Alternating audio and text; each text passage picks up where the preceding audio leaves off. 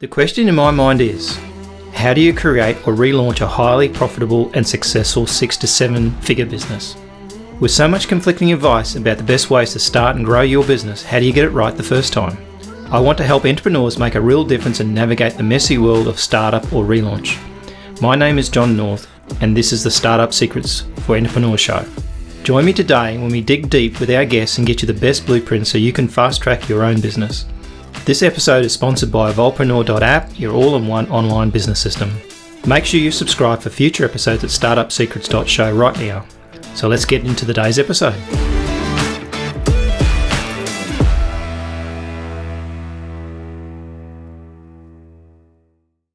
My name is Ian Moyse. I've just been on the Startup Secrets show, and you will hear about how we discussed moving the dials in new businesses, the challenges of salespeople driving new sales, how the buyer has changed, and how you can really create a new business through doing the basics really well, questioning skills, and building rapport with customers that results in new revenue.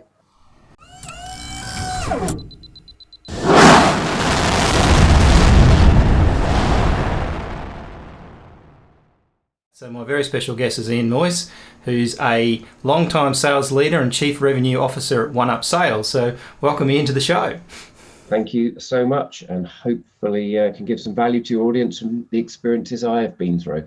Cool, we can always dig in. So give me a little bit of your background, like how did you get to where you are now? Because I mean, most entrepreneurs don't necessarily start off as they mean to go on. So how did you what was your sort of background? Sure. Sure, yeah, so I'll give it very short. Fell into sales accidentally. I was a programmer, techie, loved IT and technology, and then realized actually there's more money to be made in sales quicker with company vehicle and all the toys that come with it many years ago. So moved into sales, and then accidentally over that period, my first business I joined was 4 people, 5 people when I joined it. I was number 6, first inside salesperson. So I sort of experienced the small bit at the beginning without choosing to or particularly realizing I was doing that. And I've worked in 7 smaller companies since, 4 through to exit, while I've been leading the sales business. So I've got a lot of experience of hands-on, regardless of the title, hands-on, getting involved, driving momentum, driving growth. So has that been predominantly in sort of a technical area? Like, is that sort of the area, the business you've been involved in, been of some technical IT kind of nature, or has it been across? No. So I've led since I moved out of that first technical role. I've been in initially sales, then sales. I would argue sales management, and then through to now I would argue sales leadership. Right? There's a difference. I wouldn't say I went straight. I was a sales leader.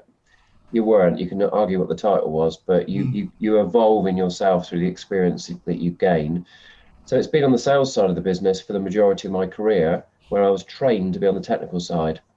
So I evolved and changed firstly into that, and then I've changed through multiple roles.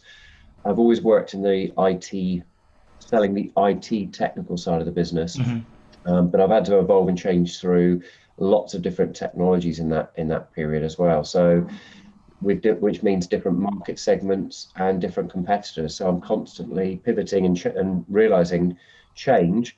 How do you apply the skills that and experience you've had, but by learning? And I've realized it's not about the product knowledge, it's skill and experience is transposable. Product can change, right? And I've worked in the security market, technology security market, the telecommunications market, the CRM market, etc. Almost arguably, almost any industry now is IT, right? It's almost, there's not many, you can't even go to Macca's, for example. It's not IT based, so you've got the self-ordering machines and all that sort of stuff. So the reality is everything's almost IT. Everything's touched by it, certainly. Our world has changed if you look over the last 15 years, and our customer has changed. Us as a customer has changed, but exactly for the reason you cite there, that the customer has access to and is more knowledgeable than they've ever been before. We all have access to the internet and Google, and anywhere, anytime, any device, you can.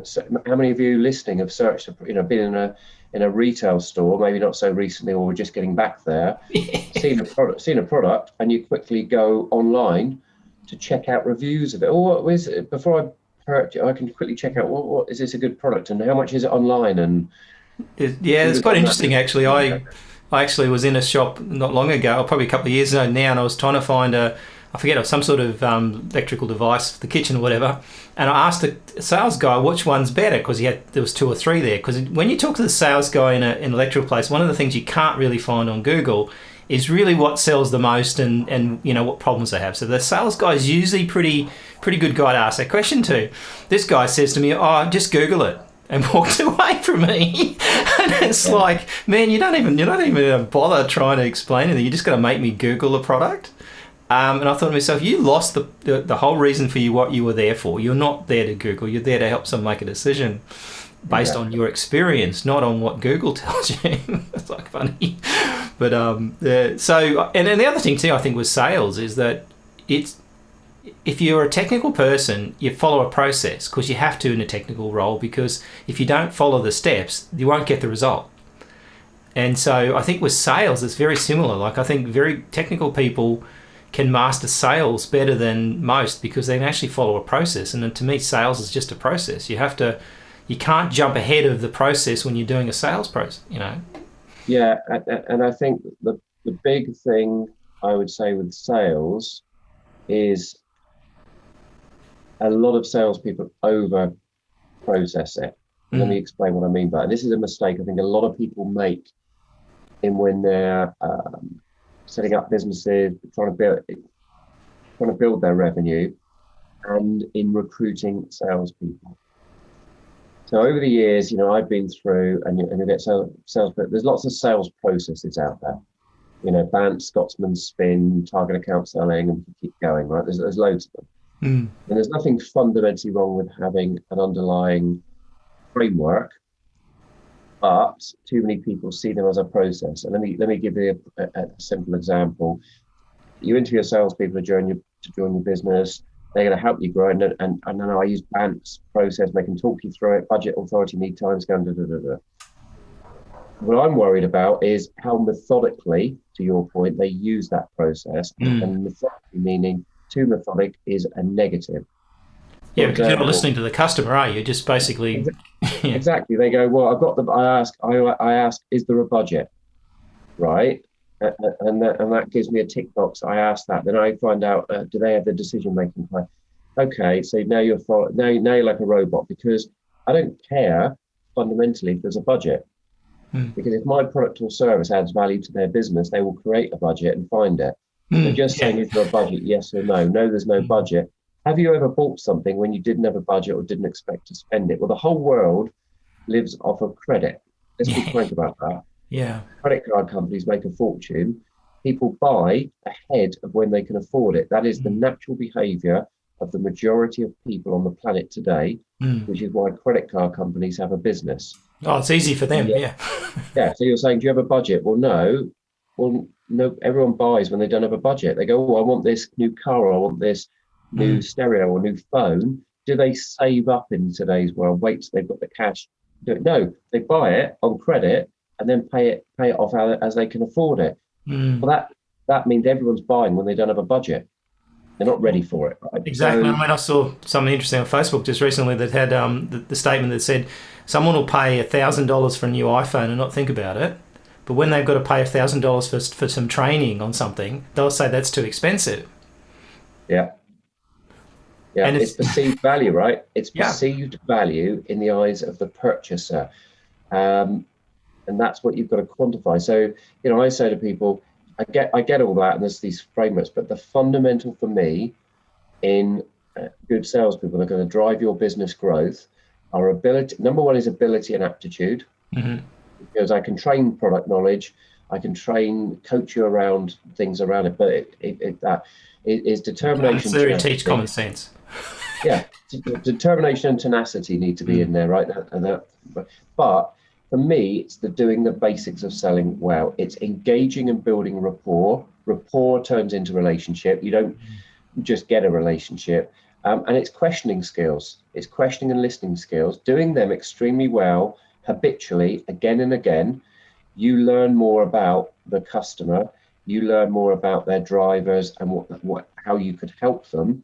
Remember, your job as a salesperson, as a professional salesperson, is to help the buyer to gain value and benefit, not to achieve a sale where it's not the right sale. So that means qualify out where it's not a good prospect, right? Because ironically, what will probably happen is they'll kick the tires anyway. You might get a sale, but it'll be a painful one, and then the customer won't enjoy it, and they're going to be looking over your shoulder because they're not going to be happy with you. Yep. So it's not going to be a productive sale, and it'll probably take you longer. Well, the reason it's taking you longer is they're not seeing the value.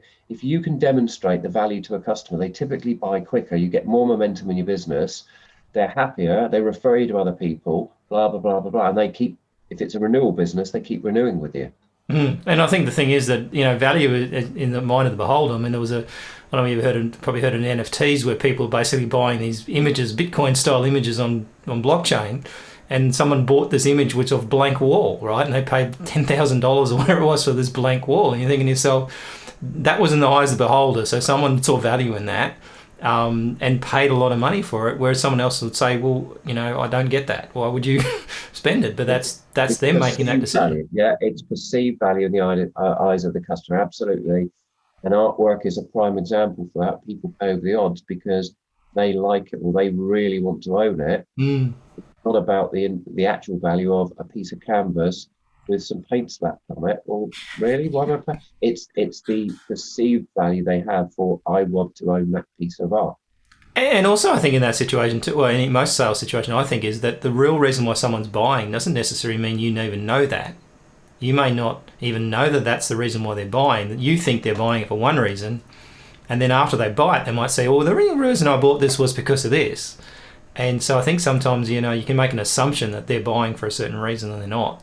And that for me is an example of where and no one's perfect, right? Me included, but that's where the questioning comes in, because most salespeople don't know. And here's a good example, a learning exercise for individuals listening is you ask questions to try and win a business. If you lose a piece of business, if you don't know why, ask the customer. The number of times I will say, even as a sales leader, I'll say to myself, well, what did we lose? And if I'm not confident, it's really a clear answer. Well, let's call them. I'll call them. And I'll call them. So I'm not trying to convince you in any way. I respect you gave us some time and we gave you some time. I'd like a few moments of your time. Therefore, all I'd like to know is what could we have done differently? Or were we just not a good fit? But what was the real reason? Because you can learn from that. It could be, do you know what? We were never going to sell to this customer. We weren't a good fit, but we burnt all of this company time and effort of individuals trying to win this business, where we should have known that, what they've just told me. Then the question is, why didn't we know that right at the beginning? Because we could have done if we'd asked the right questions. There's a coaching exercise now for the salesperson as not a punishment, but a learning exercise of, right, this is how we need to be better, because we should have exited that sales engagement far sooner for the right reasons, because we wouldn't have won it regardless, and we would have put less effort into it and put more effort in somewhere else, which would have generated revenue in a different customer. And not only that, like, at the end of the day, that person is the most honest with you too. Like, they don't go ahead with you, they're not your customer, and they've got nothing to lose. You typically get a better answer out of than you would out of a customer bought from you, because they're just going to think, well, I don't want to upset them too much and tell them something. They might not give me good service. So, I reckon that the person doesn't buy from you if you're willing to listen to them. I think they're the most valuable ones you can get. And most of them are surprised that you've asked that question. I've had people say, well, do you know what? I respect that, because no one else ever asked that question. When they've lost the business, it's, and they might ask on the call, why did we lose? But they don't really dig in. They've done all this questioning to try and win it, but they don't really put any effort into understanding why we lost it, which to me is madness. And so it's a good exercise to go and try and find out. And I mean, in some of the bigger businesses, you see they've got a lot of that built into automation. When they leave, they want to know why. But in a smaller operation, you don't tend to build that in, because it's either too time consuming, or in that situation, you just don't think to do it. So I think it's a great idea. Like, I think it's probably, in some cases, I've gone back to people and said, oh, why didn't you go ahead? And they come back and said, oh, no, because I'm buying it next week from you.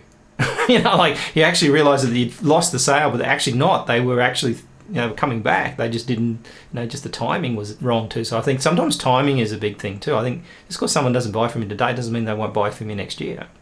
Exactly. I always say to people and this is another point, when you're talking to a prospective customer, salespeople often have got these blinkers on that I've got to sell to you now. And the customers often are getting into that mode of, no, I don't need to talk to you. I'm not in the buying mode. And my answer is, do you only ever speak to people when you're buying something, right? I'm not expecting you to be in the buying mode right now. I just want a conversation. And often I've had conversations with people and it's ended that way, right? I get my team say, get a 15-minute coffee conversation with someone. And what we're looking to do is discover if there's any value now or in the future that we can bring to each other.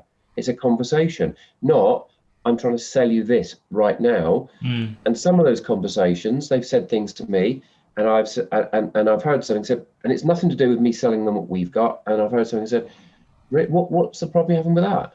And they've said something, and I had one recently where I could help them out through an old contact for a problem they're having with the product they've got.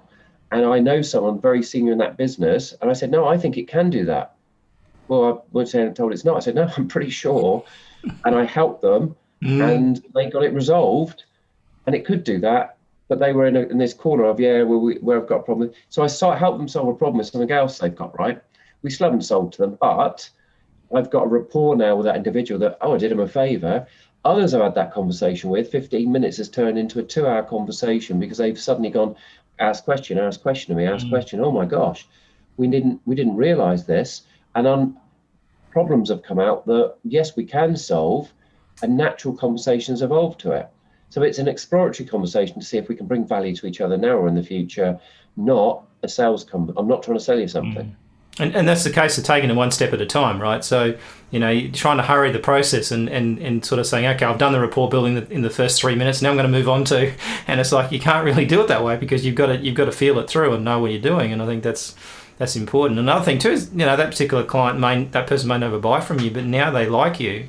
I mean, I've had several situations lately on LinkedIn where I've spoken to someone who hasn't a clue who I am, and then suddenly out of the blue I got 3 referrals from people he knows.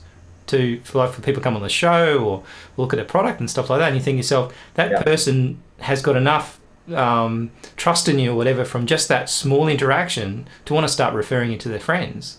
And he may never buy from me, but it doesn't matter because he's giving me referrals, and this is even probably better, right? Because my referral is a much nicer lead than someone that's cold coming in and going, well, I don't know who you are, you got to prove it.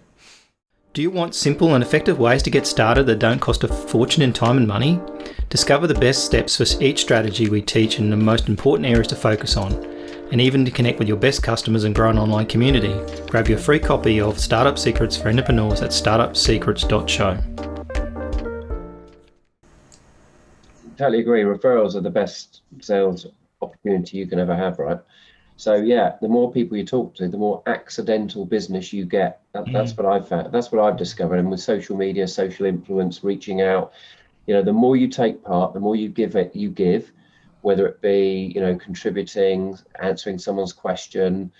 Don't always have the agenda. I'm blinking on selling my thing. How am I giving value to people? You're not giving free consulting, going out there and giving them 3 days free work. I get that. There's a balance, but is contributing. If the more you contribute and you have more conversations with people, and I say to people, we're getting back to the real world now. When you go to events, I say to my salespeople, when you sit down in the auditorium and you're listening to a talk on something and you go into another one, or you come back after coffee, move around. Sit next to different people all day. Every time you sit down, you can sit next to 2 people and talk to them. Because that's 2 people you have a conversation with, not a sales conversation. You have a conversation, a natural one, about what you're here for and who you work for. Okay. Don't you find though sometimes you sit in that seat and then someone else comes along and goes from the previous session, they were sitting there. It's like, hey, what are you doing on my seat? Weird one, right? Yeah, it's quite funny, isn't it? Like it's almost like you're programmed to go back and sit in the same place. And I always found, even with those events, if you don't sit at a different place, you got a whole different perception of what was going on in the front of the place as well, in terms of the presenters and stuff like that. It's quite amazing just moving yourself between places. You can get a whole different perspective. all you're having, right, is conversations. Create conversations with people that aren't a sales pitch. They're a conversation. And I remember one many years ago, I sat next to someone, just that chit chat conversation that turned in to being a large European sale for me, because that individual happened to be the CIO of a business. And we were just chit chatting. He said, and I remember, people will ask you, what do you do? Right? And it's not for a sales pitch, but what do you, oh, well, we do this sort of stuff, whatever. And, oh, that's interesting. And they'll ask if it fits or it's interesting. They'll probably probe you and go, what would you, we should have a conversation about that. Right? And it evolved from that into a business card. It evolved that into a phone call, into et cetera, et cetera, et cetera. And I always remember is that started off by me accidentally sitting next to them and saying, morning, what are you here for? And we ended up, who do you work for? Natural chit chat between you. Yeah. Right. If you don't have that, if I'd had that conversation, I wouldn't have got that business. The more conversations you have, the more luck you create. And at the same time, if you sell too early, you would chase them away and they'll run for cover. So I think people pick up pretty quickly if you're trying to force the issue. So it's just taking one step at a time. So you spoke before about the fact you were doing growth-based scenarios where you, and I'm guessing, and I won't preempt what you've done, but preempting the fact that you grew a company pretty fast. And obviously that's through salespeople. Yes. What's the kind of concept that you usually work on if you're starting a new company up? And some of that can be a problem because if you aren't earning enough revenue, you can't afford salespeople, and then you put it off maybe too long, and then you've got that opportunity that and then you employ the wrong sort of people, and then you're in trouble. So, that's usually the way that most people run with this kind of thing. So what's your kind of secret to success in terms of the way you do that? So one is I've been hands-on. So when I've started in organizations, many times I've been the hands-on salesperson. So, I've gone from, I remember once going from leading a really big team, big company, all the rest of it, nice title, to actually it's me bag carrying with a view to building this out and building a team. That's what I'm doing where I am now. And I've now got a team of 4 that I've built out. But when I started here, it was me owning sales and marketing, hands-on, doing the demos, doing the sale myself, which is a good way to learn the realities of the challenges that your salespeople are going to face, so you can better support and help them. So I would suggest don't lose that entrepreneurial piece of being scared to do it yourself and get hands-on, because then you realize what it takes and the challenges. And when you do hire a salesperson, it's not necessarily people get hung up, I think, on hiring a salesperson from a competitor, hiring a salesperson who's highly, massively costly and experienced. There are a lot of junior salespeople out there who are up and coming, who do the job very well, who work really hard and are aspirational in their careers. It's finding them and quantifying that they're a good salesperson, right? And that's, for me, looking at too many people get hung up on buying into the experience of hiring a salesperson who's got 20 years experience. Well, they've got the experience, therefore they're a slam dunk. As opposed to, this salesperson only got 2 years experience. Okay, it doesn't mean they're not good, it just means they've only been doing it for 2 years. And some people who've done it for 20 years have been doing the same thing every year for 20 years. So really, they don't get 1 year's experience. And often I find the ones with a lot more experience have got bad habits. Yeah. B, the buyer has changed. Have they changed? Because the way it was 20 years ago, the buyer didn't have access to it. It wasn't as informed as they are now. They were coming for information to start with, weren't they? Right. So I've had experienced salespeople who sit in front of me at interview, and as an experienced salesperson myself, I sort of spot this is they're not good at questioning. What they're doing is going through a robotic process. They're not asking good questions. Because they could get away with it. Years ago, they got away with it, and they just keep doing what they did and churning the wheel because it sort of works. And they know it all. Guess what? They know it all because they've been doing it 20 years. Whereas my answer is I've been doing this a long time, but I'm still learning. Every single phone call I have with a prospect, I'm tuning and learning and thinking, did I ask the right questions? What did I miss there? And don't be scared, and I'll phone them back and say, do you know what? I've gone through my notes from the meeting, and I should have asked you 2 or 3 other questions. Bad on me, but I wanted to call you back and go through them now. So many experienced salespeople won't do that because they've got I've nailed it first time, right? I had a great call. I've got a great relationship. No, you haven't. How often have you spoken to them? Oh, I've had a couple of calls and we've got a great relationship. No, what you've got is great rapport. The fact you're calling it a relationship already probably is already wrong. You're being assumptive, and now I've got all the answers, and I'll ask them 10 questions, and it'll be, so you don't have all the answers. Whereas a young salesperson will eat that up and go, learning exercise. Not you're catching me out, not negative, learning exercise. Yeah, next time I'll do better and I'll figure it out. Yeah, and I always the great assumption of salespeople is never assume you've got the sale and never assume you haven't got the sale. Like never assume anything, because I think that's the danger of, an experienced salesperson will assume they won't buy based on their experience, but sometimes the more naive person will come along and go, I'll get them to buy, and they go and buy it, and you think, well, that's because you didn't put that barrier up. You can't be making decisions for them. You've got to let them make their own decisions at the end of the day. Well, a good decider is exactly that, the way they ask the question. So if they say, I'm going to win it because, there's an amber flag. If they say, I could lose this because of these reasons, great, well done, because you're looking at a different way. You're looking, what haven't I done? What have I missed? Why am I going to lose this? Not convincing yourself with happy ears. Here's all the reasons I'm going to win it. Now you're blinkered to why you probably won't. You believe in your own BS. Right? Yeah. As soon as you start doing that, you're in big trouble, I reckon. So what's the best sort of sales tip that you've ever given out in terms of your sales guys? What's the number one thing you think that people should focus on to get the best results? So the number one, I still do it today constantly, is the questioning. I'm going to go back to that, right? Because it's about asking layers of questions and looking for what I call white space. So what haven't you uncovered? So let me give it a very simplistic example of that. Someone says, well, yeah, they've said they're looking to, if the customer quite often will volunteer, yeah, we're thinking to spend $20,000 to $23,000 or pounds on this. Great. They'll say, well, I've got the budget. They've said they're looking at 20 to 23. My first question is why? Why is it 20 to 23? There's a reason for that number. Why? Well, I don't know. Get there, yeah. I don't know. Okay. And if the value is there, does that mean they won't buy something that's more expensive because it's got to fit with that? Well, I didn't ask that. So, the questions straight away, someone says that to me is, that's a great number. Thanks for sharing that with me.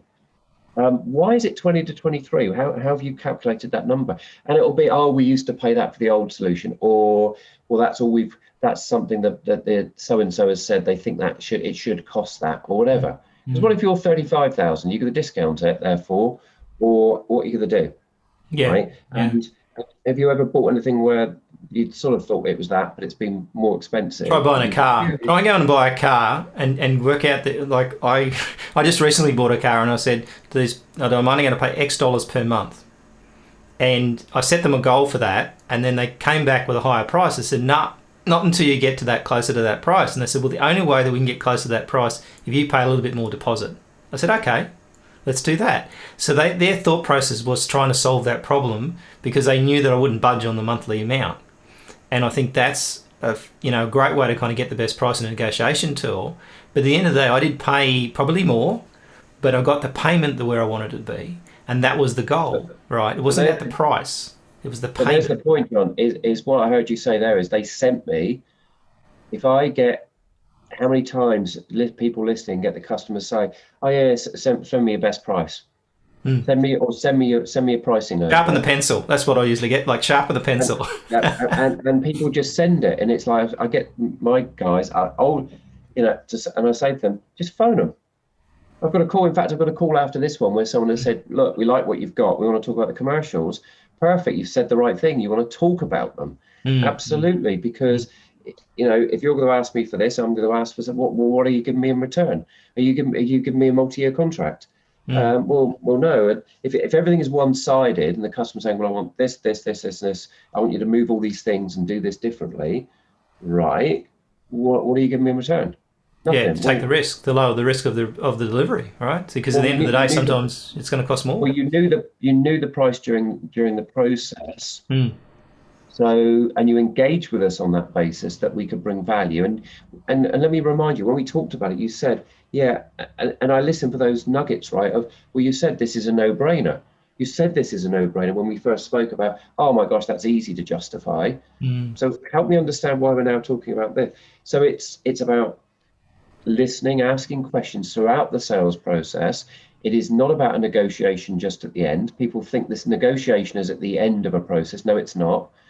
Actually, everything you do during every part of engagement is preparing for any conversation. The negotiation is already happening all the way through, because at the end, all you're having is a conversation about other stuff that's already been discussed, if you've done it right. Yeah, it's true. But it's a conversation. It's, don't just move your numbers around and email them back over. And then you get a, yeah, that's not quite there. Could you do this? And then email them again. Just jump on a call, speak to them and ask them, why do you think we can do that sort of level of price? Well, help me. And you get, right? And it's a conversation. You get a lot more done, a lot quicker. And you also build more rapport with that individual because you're talking to them. You don't build rapport.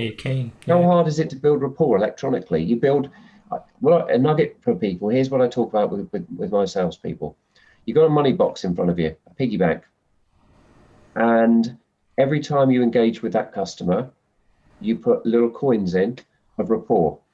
Okay, so if I speak to you and we have a good conversation, a chat, a bit of a laugh, maybe we talk about the European football that was on, or COVID, or whatever it is, little coins go in, right? If I send you an email, yeah, you could argue there's a coin of rapport in there because we communicated. We didn't converse, we communicated. But it takes a lot more. If we have 10 emails, I bet in one conversation I can build more rapport with you than 10 emails. So have a conversation. And don't think you've got a relationship until you've got quite a lot of coins in that piggy bank. What you've got is rapport. And don't ask more of the customer than you've earned. So what I mean by that is, if you're spending the coins when you send the emails, aren't you? Well, yeah. If you've just put 2 coins in that piggy bank, don't now ask the customer for a big ask that you think you've got a relationship where you haven't. And I'm now asking you for more than I've put in. You can't take more money out of a piggy bank than you've put in, right? So don't ask for a relationship type response or gift from the customer if you haven't earned the right to ask for it. And that's the mistake a lot of salespeople do. Oh, I've got a relationship with them. No, you haven't. The piggy bank says you've got a bit of rapport. And what you're now asking them for is to open up about something which you haven't earned the right for. And that's why you get a no and you get ghosted. True. Well, the only thing I've always done in the past is, and I do it habitually now and didn't even realise I learned a long, long time ago, was that when I have a conversation with someone, if they ask about, say, oh, look, I've got this great little checklist or great little piece of information or whatever, or can help you with something, to promise that in the conversation, and after you get off the call, give it to them, send it to them straight away. And I've always done that, and it works. You don't always get a sale from it, but it proves to the person that you're reliable, that you do what you say you're going to do. And the reality is you've done very little, but you've given them what you promised to do, and you did it quickly. So they think, oh, that's a good response. That's they're impressed with it.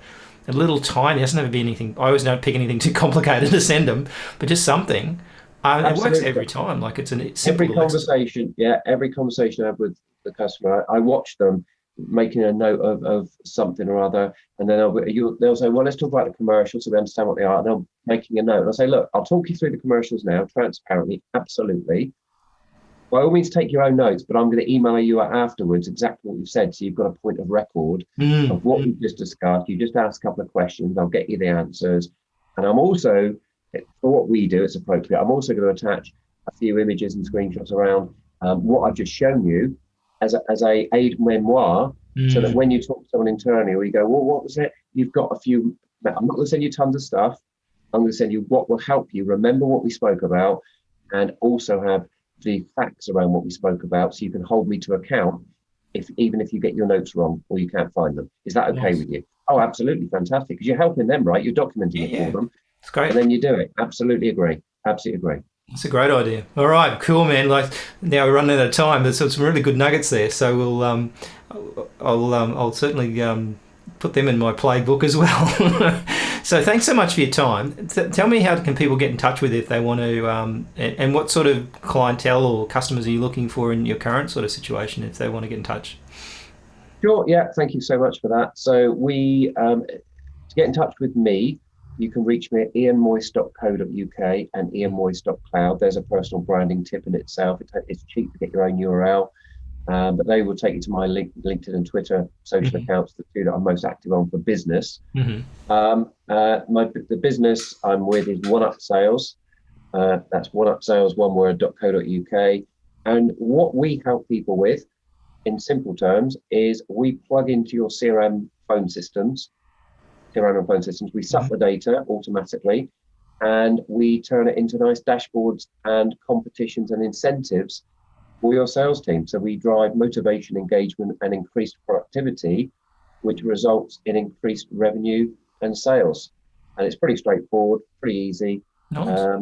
We switch it on quickly, and it drives results. It drives growth, which is what people are looking for. Particularly coming out of COVID, it's interesting because people are looking to re-engage their staff, right? Particularly if they're remote workers, and make sure they know what KPIs they're driven by and all this stuff. And we make that easy for you. So that's what we do. By all means, take a look at our website. Thank you. Cool. Thank you very much. So we'll talk again soon sometime when we talk about something else. But maybe after we get through this whole COVID thing, we'll talk about the new sales tools. Look forward to doing that. Thank you so much. Thank you. That's a wrap on another awesome episode for the Startup Secret Show for entrepreneurs. Just before you go, if you like this episode, we'd be very grateful for a 5-star review. Please also consider recommending the show to a friend or two. Make sure you subscribe for future episodes at startupsecrets.show right now. Until next time, if you're an entrepreneur, make a start on your next great business idea today.